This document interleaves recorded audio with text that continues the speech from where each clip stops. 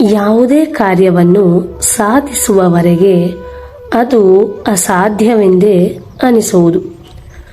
ದಕ್ಷಿಣ ಆಫ್ರಿಕಾದಲ್ಲಿ ದಬ್ಬಾಳಿಕೆ ನಡೆಸುತ್ತಿದ್ದ ಬಿಳಿಯರ ವಿರುದ್ಧ ಹೋರಾಟ ನಡೆಸಿ ವರ್ಣಭೇದ ನೀತಿಯನ್ನು ಕೊನೆಗಾಣಿಸಲು ಕರಿಯ ಜನಾಂಗದ ನಾಯಕತ್ವ ವಹಿಸಿದವರು ನೆಲ್ಸನ್ ಮಂಡೇಲಾ. ಅವರು ಮುಂದೆ ಅಲ್ಲಿಯ ಅಧ್ಯಕ್ಷರಾಗಿಯೂ ಇದ್ದರು. It always seems impossible until it's done.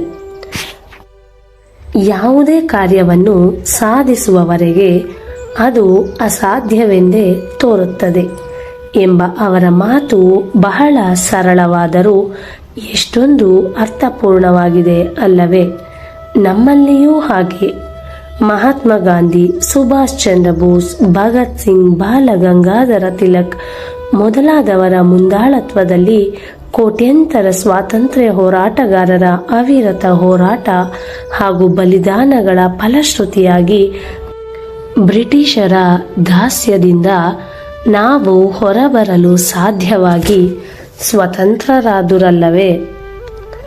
ಇದರಲ್ಲಿ ವಿದ್ಯಾರ್ಥಿಗಳಿಗೇನು ಸಂದೇಶವಿದೆ ನೋಡೋಣ ಬನ್ನಿ. ಜ್ಞಾನಾರ್ಜನೆಯ ಜೊತೆಗೆ ಶಾಲೆ ಕಾಲೇಜುಗಳಲ್ಲಿ ಓದುವ ವಿದ್ಯಾರ್ಥಿಗಳಿಗೆ ಈಗಿನ ಸ್ಪರ್ಧಾತ್ಮಕ ಯುಗದಲ್ಲಿ ಹೆಚ್ಚಿನ ಅಂಕ ಗಳಿಸುವುದು ಪ್ರಾಮುಖ್ಯವೇ ಸರಿ. ಪ್ರಾರಂಭದ ಪರೀಕ್ಷೆಗಳಲ್ಲಿ ಕಡಿಮೆ ಅಂಕಗಳು ಬಂದಾಗ ನನ್ನಿಂದ ಹೆಚ್ಚು ಮಾರ್ಕ್ಸ್ ತೆಗೆಯಲು ಸಾಧ್ಯವಿಲ್ಲ ಎಂದು ಕೈಚೆಲ್ಲಿ ಕುಳಿತುಕೊಳ್ಳುವುದರ ಬದಲು ಆಗಿಂದಾಗಲೇ ಹೆಚ್ಚಿನ ಪ್ರಯತ್ನ ಹಾಕುತ್ತಾ ಏಕಾಗ್ರತೆಯಿಂದ ಓದಿ ವರ್ಷಾಂತ್ಯದ ಪರೀಕ್ಷೆಯಲ್ಲಿ ನಿರೀಕ್ಷೆಗಿಂತಲೂ ಹೆಚ್ಚಿನ ಅಂಕಗಳನ್ನು ಗಳಿಸಿದ ಅದೆಷ್ಟೋ ಉದಾಹರಣೆಗಳು ನಮ್ಮ ಮುಂದಿಲ್ಲ. ಪರೀಕ್ಷೆಗಳಲ್ಲಿ ಉತ್ತೀರ್ಣರಾಗುವುದು, ಹೆಚ್ಚಿನ ಅಂಕ ಗಳಿಸುವುದು ಇವೆಲ್ಲ ಮೊದಲು ಅಸಾಧ್ಯವೆಂದು ಕಂಡು ಬಂದರೂ ಕೊನೆಗೆ ಅವಿರತ ಪ್ರಯತ್ನದಿಂದ ಸಾಧಿಸಿ ತೋರಿಸುವುದು ಖಂಡಿತ ಸಾಧ್ಯವಿದೆ. ಸ್ವಂತ ಉದ್ದಿಮೆ ನಡೆಸುವವರಿಗೆ, ನೌಕರಿಯಲ್ಲಿರುವವರಿಗೆ, ಕಲಾವಿದರಿಗೆ, ಕ್ರೀಡಾಪಟುಗಳಿಗೆ ಹೀಗೆ ಪ್ರತಿಯೊಬ್ಬರಿಗೂ ಪ್ರಾರಂಭದಲ್ಲಿ ತಮ್ಮ ತಮ್ಮ ಕ್ಷೇತ್ರಗಳಲ್ಲಿ ಸಾಧನೆಯನ್ನು ಮಾಡುವುದು ಕಷ್ಟಕರವೆಂದೇ ಕಾಣಿಸಬಹುದು.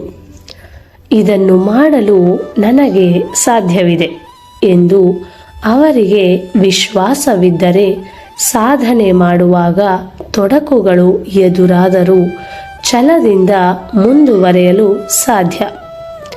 ಇಂತಹ ಧನಾತ್ಮಕ ಯೋಚನೆಗಳೇ ಸಾಧನೆ ಮಾಡಲು ನಮ್ಮೆಲ್ಲರಿಗೆ ಹುರುಪು ನೀಡುವುದು.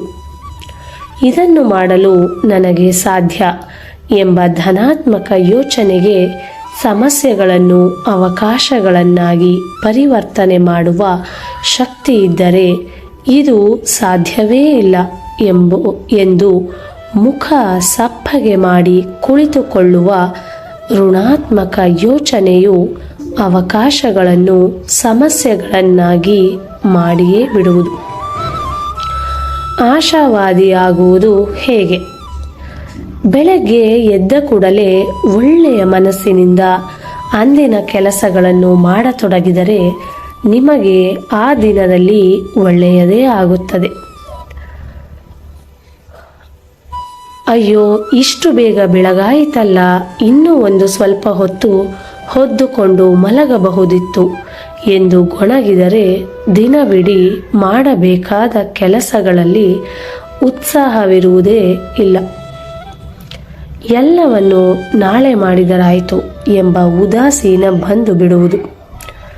ಬೆಳಿಗ್ಗೆ ಬೇಗನೆ ಎದ್ದಾಗ ನಿಮ್ಮ ಮುಂದೆ 2 ಆಯ್ಕೆಗಳಿರುವುದು. ಒಂದು, ಮತ್ತೆ ನಿದ್ದೆಗೆ ಜಾರಿ ವೃಥ ಕನಸಿಗೆ ಜಾರುವುದು. ಇಲ್ಲವೇ ಕೂಡಲೇ ಎದ್ದು ಕನಸನ್ನು ನನಸು ಮಾಡುವ ಗುರಿಯತ್ತ ಸಾಗುವುದು.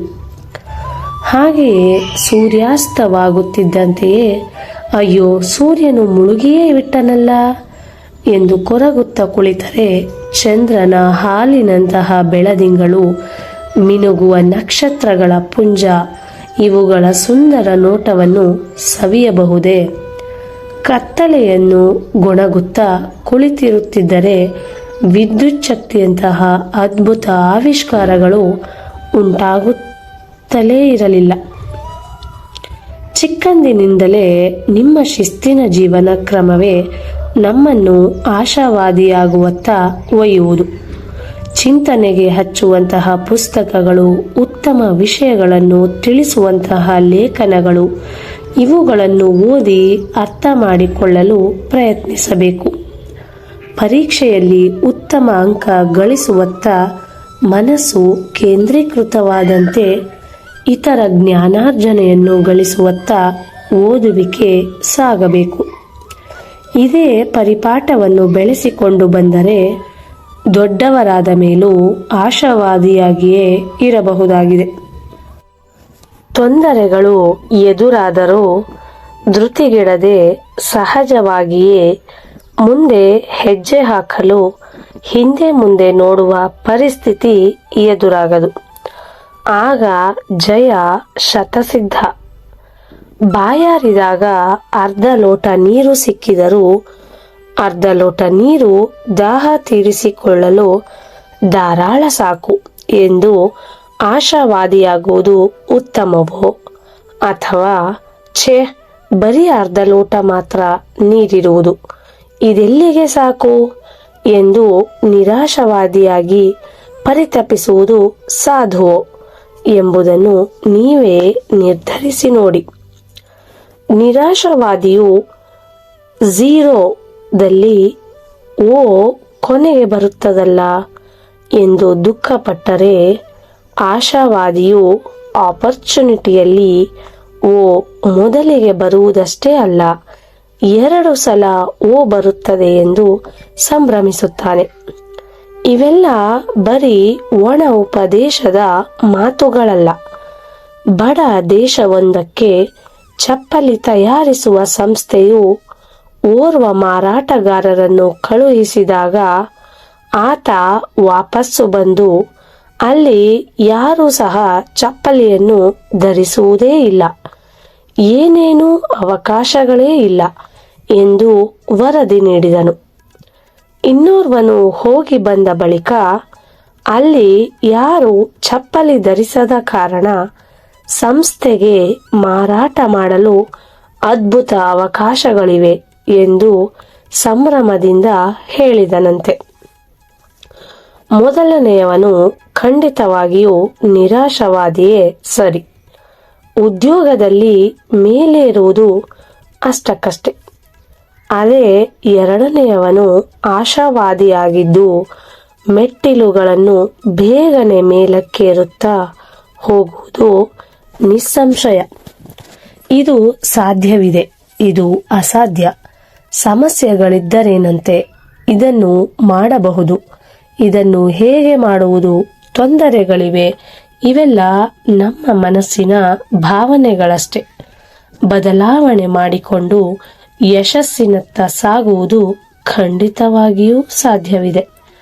ಧನ್ಯವಾದಗಳು.